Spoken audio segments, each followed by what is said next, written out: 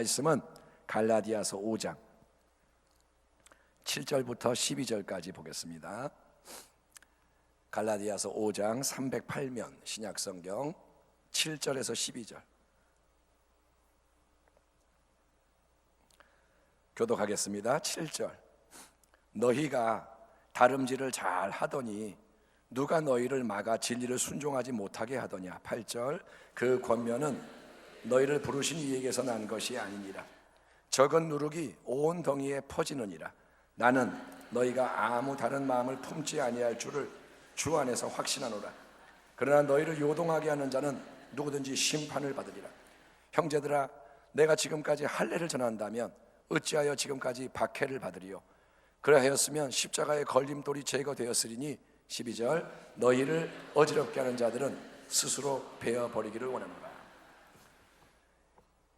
예수님은 우리에게 하나님의 풍성한 은혜를 베푸시기 위해서 이 땅에 오셨고 하나님의 모든 뜻을 이루신 하나님의 아들이신 것을 믿으시기 바랍니다. 한번 따라합니다. 주는 그리스도시요 살아계신 하나님의 아들이십니다.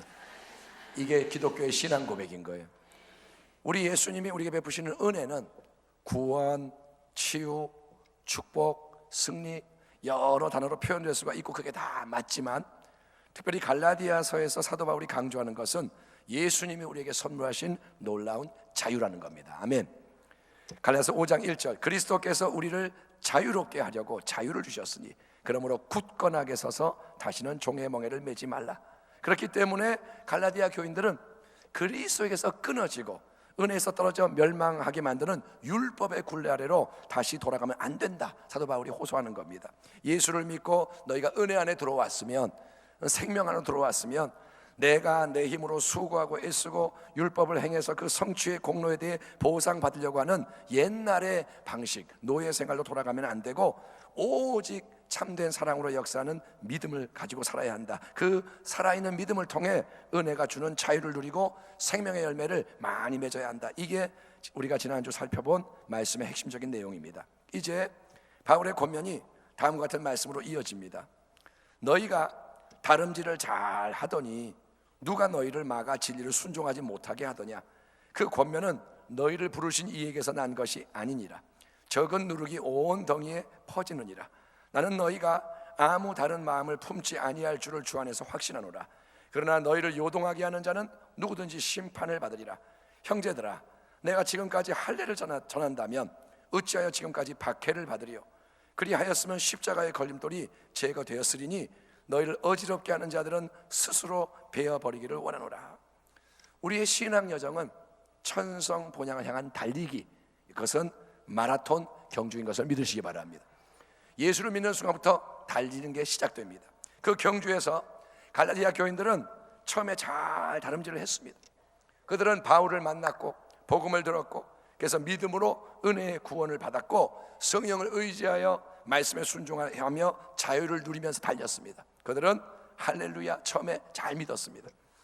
근데 그들이 믿음으로 달려가는데 그 다름질을 이단 교사들이 들어와서 가로막고 중단시켜버립니다. 그들은 10절을 보면 성도들을 요동하게 했고 12절을 보면 어지럽게 만들었는데 잘못된 행위 보상과 구원의 가르침으로 인해서 성도들이 이제 헷갈리고 혼란에 빠지고 그들은 눈을 다른 길로 돌리고 다른 데로 가려고 이렇게 몸이 움직이기 시작하는 상태인 거예요.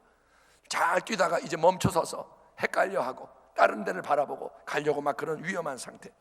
그래서 사도 바울이 통탄하는 마음을 다시 묻는 겁니다. 누가 너희를 막아서 그 복된 생명의 신앙의 다름질을 중단되게 했단 말이냐. 어째서 너희가 오직 예수, 오직 은혜, 오직 믿음의 진리에 순종해서 기쁨으로 달리던 길에서 멈춰서고 너희 자신의 수고와 노력, 행위에서 나오는 인간의 헛된 의로움으로 구원을 얻고자 하는 망하고 죽을 딴 길을 가고자 하느냐. 이에 대해 사도 바울은 그런 이단의 가르침이 너희를 부르신 분, 은혜로 구원하시고자 복음을 통해 은혜와 믿음의 길로 부르신 하나님께서 난 것이 아니고 그거는 거짓의 아비 마귀에서 난 거다. 이렇게 경종을 울리는 거예요. 너희는 가르침을 분별해야 한다. 너희가 처음에 들은 복음은 하나님이 주신 복음인데 이제 딴 게 들어온 건 뭐냐? 그거는 하나님이 주신 게 아니라는 거예요. 오늘날 이 세상을 지배하는 아주 위험한 사조는 다원주의, 여러분 종교 다원주의 들어봤죠? 다원주의, 그 다음에 상대주의. 그거는 뭐냐? 이것도 진리고 저것도 진리고, 진리는 하나가 아니라 여러 가지일 수 있다, 이렇게 말하는 거예요. 진리는 하나가 아니라 다양하다. 나를 위한 진리가 있고 너를 위한 진리가 있고, 꼭 나를 위한 진리가 너에게도 진리여야 하는 건 아니다. 각자가 자기에게 맞는 진리를 찾아야 되고, 그러니 남한테 내 거를 너무 강요하면 무례한 거다, 그거는 오만방자한 거다. 그런 맥락에서 우리 기독교의 복음과 신앙을 공격하는 거예요.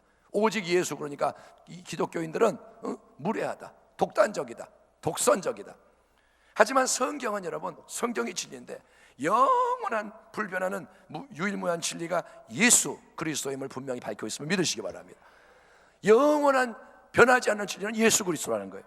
예, 그래서 여러 가지 나름대로의 진리를 선포하는 것은 구원의 문제에 있어서는 허용될 수가 없는 겁니다. 내가 짜장면을 먹느냐 짬뽕을 먹느냐, 그거는 진리가 아닙니다. 내가 짜장면 먹는다고 지옥 가는 것도 아니고 짬뽕 먹는다고 천국 가는 것도 아니고, 그러니까 그거는 그렇게 막 고집할 필요가 없어요. 양보할 수 있어요. 그러나 구원의 문제에서는 여러분 여러 가지 진리가 있을 수가 없고, 그거는 다 마귀의 무서운 교묘한 유혹과 미혹입니다. 예수께서 이르시되 내가 곧 길이요 진리요 생명이니 나로 말미암지 않고는 아버지께로 올 자가 없느니라. 베드로가 말합니다. 다른 이로서는 구원을 받을 수 없나니 천하 사람 중에 구원을 받을 만한 다른 이름을 우리에게 주신 일이 없음이라 하더라. 그러므로 구원의 영원한 진리는 오직 예수라는 거예요. 아멘. 오직 예수, 오직 은혜, 오직 믿음. 거기서 한치라도 벗어나는 것은 하나님에게서 온 것이 아니라 마귀 원수에게서 오는 미혹과 유혹인데, 그것을 모든 상황 속에서 감지하고 대처하려면 영적인 분별의 능력이 필수적인 겁니다. 이 마지막 때는 깨어 있어야 돼요. 목사도 깨고, 아멘, 주의 종이 다 깨어 있어야 되고, 성도 한 사람 한 사람이 깨어 있어야 돼요. 아이도 깨어 있어야 돼요. 여러분 특별히 이제 자녀들이 대학교 들어가면 자녀들 잘 봐야 됩니다. 왜? 대학가에 이단들이 활개를 쳐요. 이 아이들이 교회 밖에 나가서 이제 대학에 가면 여러 형태 이단이 달라붙어요. 교묘하게 문화의 모습으로 동아리, 뭐 여러 가지 프로젝트. 그러면 뭣도 모르고 예수 믿는 애가 거기 들어가서 이단에 빠질 수 있다는 거예요. 이제는 분별이 필요합니다. 그냥 교회 안에서만 잘 믿으면 된다가 아닙니다. 세상 속에서 깨어 있어야 돼요. 여러분, 사랑하는 성도 여러분은 깨어서 경계하고 진리에서 어긋나는 모든 것을 분별하여 물리치고 다른 사람도 보호해 줄 수 있는 복된 하나님의 자녀가 되기를 주의 이름으로 축원합니다.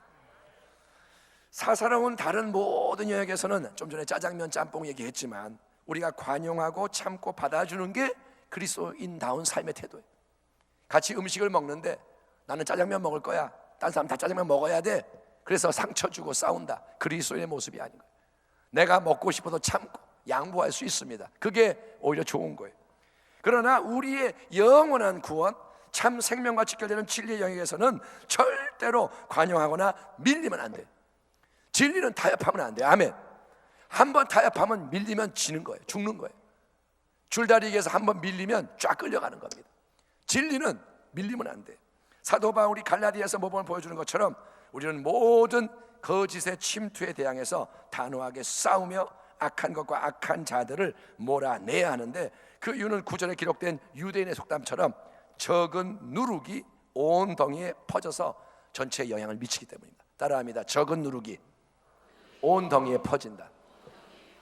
이건 유대인의 속담인데, 여러분 암세포는 내 몸 안에 있지만 사랑하고 용서해 줄 대상이 아니라 최대한 빨리 완전히 제거해야 할 대상인 거예요. 암세포가 내 안에 있으니까 내 몸의 일부니까 사랑해야 돼요? 아니요. 암세포는 빨리 떼야 돼요. 왜? 그냥 두면 온몸에 전이가 돼요. 거기만 망하는 게 아니라 쫙 퍼져요. 그래서 죽음을 피할 수가 없는 겁니다.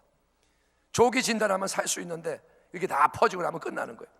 사도 바울은 갈라디아 교인들이 혼란에 빠져서 흔들리기는 했고 실제로 위험한 영적 상황에 지금 놓여 있지만 주님 안에서 그가 확신을 하는 것을 말해주는데, 그거는 뭐냐? 이 성도들이 다른 마음을 품고 예수님의 은혜를 떠나는 유대주의 이단의 길을 가지 않을 거다, 그런 확신을 갖게 됩니다. 아마 기도하면서 하나님이 감동을 줬겠죠. 바울아 괜찮다, 갈라디아 교인들 내가 보호할 거다. 그래서 하나님이 사도 바울 주신 이 편지를 통해서 성도들의 마음에 감동 감화가 임할 거고, 굳건하게 하나님이 붙잡아줘서 그들이 잠시 방황하고 위험했지만 방황을 끝내고 다시 주님께로 돌아와서 충성 헌신하는 다름질을 계속 하게 될 것을 바울이 확신하는 겁니다. 아멘. 하나님은 그들의 백성을 지키시는 분이십니다. 그러나 바울은 분명히 말합니다. 성도들을 미혹하고 뒤흔든 율법주의 이단교사 거짓으로 교회를 회파하려고 하는 악한 자들에 대해서는 바울이 엄중하게 하나님이 내리실 심판을 선포하는 거예요. 10절, 그러나 너희를 요동하게 하는 자는 누구든지 심판을 받으리라. 너희를 요동하게 하는 자는 누구든지 심판을 받으리라. 이 말씀 속에서 누구든지, 이 단어가 중요한 거예요. 하나님은 사람의 외모, 지위, 배경을 보시는 분이 아닙니다. 목사가 흔들었다면 목사가 심판을 받는 거고, 어떤 오래 믿었어도 어쨌든 하나님은 외모를 보지 않아요. 껍데기 보지 않아요. 하나님은 우리의 마음과 삶을 철저히 살피시고 행한 대로 보응하시는 심판 주십니다. 그러므로 우리는 하나님 앞에 있음을 늘 기억하고, 코람데오, 라틴어로 코람데오가 뭐냐? 주의 면전 앞에, 하나님 앞에 항상 하나님 앞에 있음을 명심하고 두려움과 경외함을 가져야 되고, 하나님이 보고 계시고 하나님이 알고 계시고 판단하시기 때문에 첫째, 말씀의 이 정도를 벗어나지 않는 좁은 길을 성령의 능력으로 걸어가기에 힘써야 할 줄 믿습니다. 항상 하나님 보고 계세요. 여러분은 좁은 진리의 길을 걷는 자 되기를 바랍니다. 교회 안에서만 예수님이 아니라 항상 예수님, 아멘. 항상 예수님을 잊지 마세요. 예수 예수 예수 나의 주님, 나의 생명, 예수 예수 나의 구주, 계속 예수님을 붙잡고 가는 길을 멈추지 마시고, 두 번째, 하나님 보시기 때문에 우리 스스로가 다른 사람에 대해 심판자 노릇을 하지 말고 모든 평가와 보응을 하나님께 맡기기를 축원합니다. 여러분, 내가 남에 대해서 열내고 비판하고 복수하려고 하는 것 자체가 큰 죄예요. 그걸 깨달아야 돼요. 내가 비판하는 게 뭐냐? 죄예요. 저 사람이 죄 졌죠? 내가 비판하죠? 나도 같이 죄 짓는 거예요. 왜? 비판하는 건 내가 심판 자리에 서서 판단하는 거예요. 하나님이 쓰셔야 할 자리에 내가 서서 내가 판단하고 복수를 내가 하겠다, 갚아주겠다, 그거는 하나님 대신에 지가 하겠다는 거예요. 그거는 하나님을 모욕하고 하나님을 대항하는 죄입니다. 그러므로 여러분은 항상 진리의 걸을 걸으시고 절대로 남에 대해서 판단하지 말길 바랍니다. 입을 지키세요. 마음을 지키세요. 판단하지 말고 기도하세요. 따라합시다. 판단하지 말고 기도하자. 기도하라는 거예요. 뭔가를 봤다 그러면 기도하세요. 내가 본 거 아니면 말하지도 말고, 봤어도 말하지 말고, 하나님이 하라고 할 때만 말하는 거예요. 하나님은 아무거나 말하라 그러지 않아요. 하나님이 뭔가를 깨닫게 했다, 그것도 하나님이 말하라고 할 때 말하는 거예요. 내 생각으로 하는 거 아니에요. 이제는 거룩해지길 바랍니다.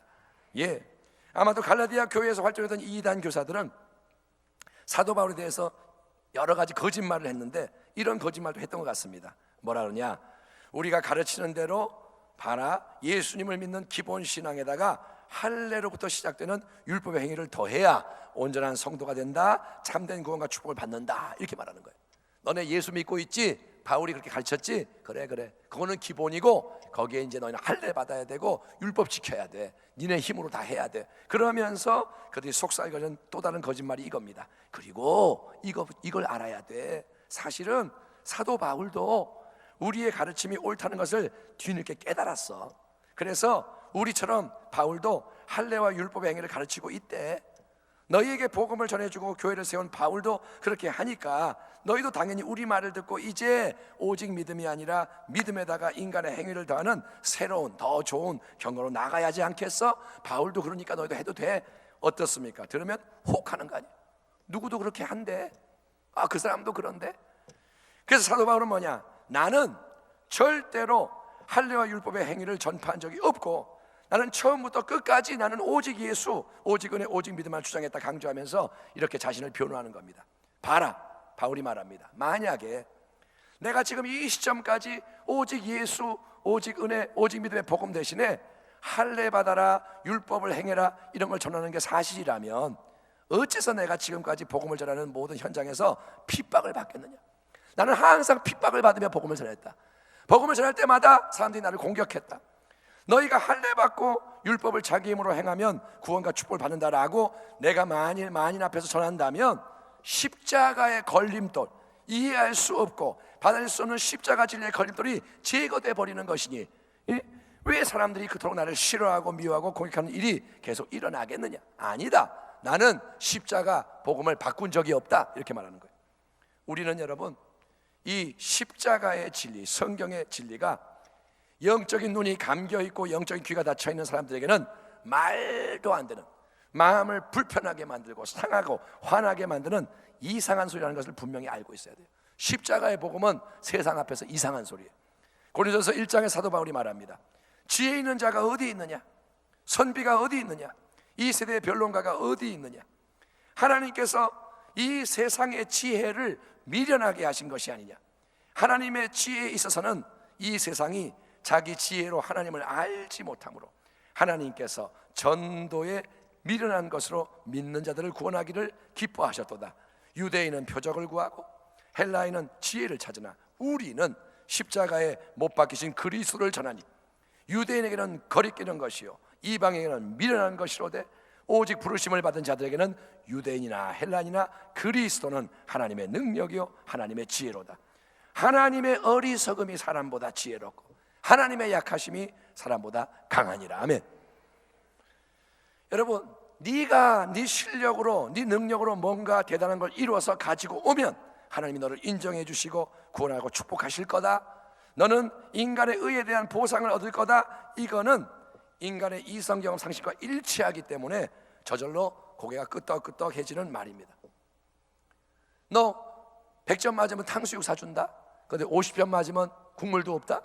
그걸 우리가 배웠기 때문에 하나님 앞에서도 네가 잘하면 축복받고 네가 잘하면 구원받고 못하면 너 버림받는다, 그러면 그게 믿어지는 거예요. 왜? 그게 우리에게 익숙하기 때문에. 그 가르침에는 걸림돌이 없습니다. 그대로 믿어집니다. 하지만 십자가의 진리는 그게 아니고 하나님의 독생자 예수님이 너를 위해 죽으셨고 그분 안에서 하나님이 먼저 모든 걸 다 이루셨으니 너는 스스로 뭔가 하는 걸 포기하고 삶을 다 바꿔야 한다. 너는 너의 모든 걸 일단 내려놓아야 된다. 너는 너 자신을 부인해야 한다. 오직 예수님만을 바라보며 오직 그분만을 의지해라. 예수님이 네 인생의 새로운 주인, 너의 모든 것을 이끄시는 분이 되게 하고 너는 그분에게만 순종해라 라고 선포하는 게 십자가의 복음이야. 아멘. 십자가는 뭐냐? 너는 죽고 예수가 살아야 한다, 그 말이에요. 그 말씀 앞에서 우리는 이게 무슨 뜻인지 이해가 안 돼. 이게 가능한가? 의심이 들고, 이래도 되나? 이렇게 살 수가 있나? 회의가 들고, 난 그러고 싶지 않아. 아니야, 나는 내가 어떻게든 구원과 변화를 위해 뭔가를 이루고 싶어. 하나님이 필요한 부분은 조금 도와주시면 좋겠고 나머지는 내가 알아서 다 해서 자랑스럽게 떳떳하게 구원을 받고 축복도 얻고 내가 높임 받고 싶어. 응? 속에서 저항이 일어날 수도 있는데 이게 바로 십자가의 걸림돌이라는 거예요. 십자가 복음은 이해가 안 돼. 믿어지지가 않아요. 그리고 싫어요. 자꾸 십자가, 네가 죽어, 네가 사라져야 돼, 예수가 전부야, 그러면 듣는 사람이 싫어해요. 예수 믿으세요. 예수 의지하고 예수님 도와주는 거, 모든 거 도와주는 은혜로 사세요. 복음을 전하면 됐소, 나는 내 주먹을 믿겠소. 됐소, 나는 내 똑똑한 머리를 믿겠소. 아니면 나는 이런저런 내가 가진 다른 걸 가지고 좀 더 해보겠소 라고 반응하는 사람이 많아요. 그게 뭐냐? 십자가의 걸림돌이에요.